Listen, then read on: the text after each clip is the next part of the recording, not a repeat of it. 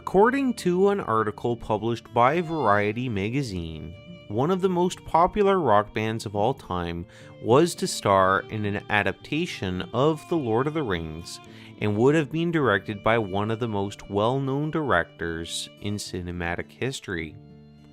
The Beatles had already seen success with their on-screen debuts in A Hard Day's Night and Help, but they felt ambitious enough to take the Middle-earth story to the big screen. They approached Stanley Kubrick, the then director of the 1964 dark comedy Dr. Strangelove, or How I Learned to Stop Worrying and Love the Bomb, to lead the project, where McCartney would play Frodo, Starr would play Sam, Harrison would play Gandalf, and Lennon would be Gollum.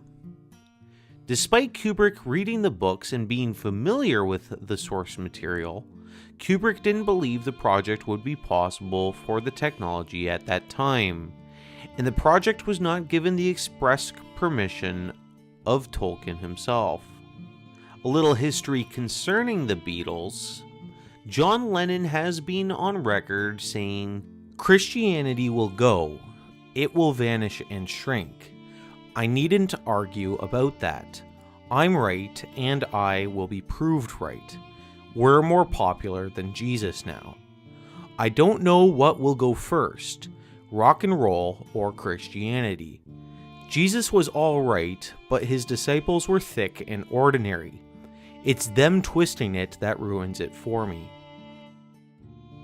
The album cover of Sgt. Pepper's Lonely Hearts Club Band clues us in to many of the Beatles' influences. As found in the top left corner is Satanist Aleister Crowley. Many people believe that the album was named after Crowley, as the album, which was published in 1967, starts off with Paul McCartney singing "It Was 20 Years Ago Today, Sgt. Pepper Taught the Band to Play," where Crowley had died in 1947, 20 years before the album's release. The reference to Pepper can be associated with the black robes Crowley notoriously wore during his magic ceremonies. It should also be noted that John Lennon's son, Sean Ono Lennon, of the band The Claypool Lennon Delirium, wrote a song called Blood and Rockets, Movement 1, Saga of Jack Parsons, and Movement 2, To the Moon, which is about the rocket scientist Jack Parsons, founder of Jack Parsons Laboratory, which was then changed to Jet Propulsion Laboratory, was a member of Thelema and claimed to receive revelations from the spirit world through practicing Crowley's sex magic rituals on how to build his rockets. You can see how the influence of the occult is intrinsic to Sean's music, as he was obviously influenced by his father. In talking about automatic writing, John Lennon details his experiences with the phenomenon, saying, "If I'm on my own for 3 days doing nothing, I almost leave myself completely. I'm up there watching myself, or I'm at the back of my head. I can see my hands and realize they're moving, but it's a robot who's doing it." In another publication, he says, "I felt like a hollow temple filled with many spirits, each one passing through me, each inhabiting me for a little time and then leaving to be replaced by another." This sounds like classic devil possession, as this is how Jesus described this intrusion of devil spirits in Luke 11 verses 24 to 26, saying, "When the unclean spirit is gone out of a man, he walketh through dry places, seeking rest, and finding none, He saith, I will return unto my house whence I came out. And when he cometh, he findeth it swept and garnished. Then goeth he, and taketh to him 7 other spirits more wicked than himself. And they enter in, and dwell there.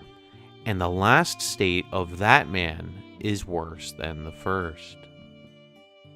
In the center of the cover is considered one of the most influential names of modern psychology, Carl Jung. It was Jung's belief that mankind had what was called a collective unconscious, where memories and ideas from our ancestors are buried deep within us and are a part of our subconscious, which is something the Bible never promoted.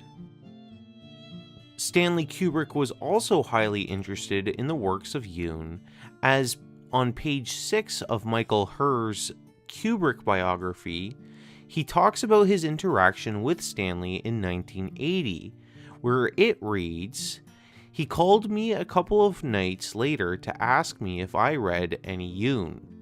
I had. Was I familiar with the concept of the shadow or hidden dark side?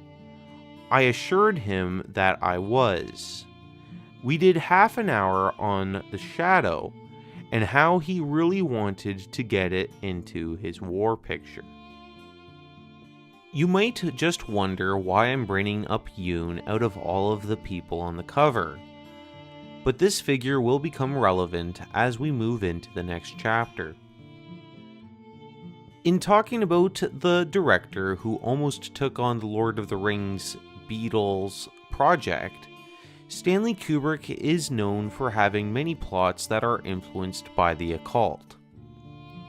Films like 2001: A Space Odyssey and Eyes Wide Shut are heavily influenced by this type of material, but his most popular film is arguably The Shining, which involves a family being isolated in an haunted hotel, with the story being largely about Danny Torrance discovering his psychic abilities.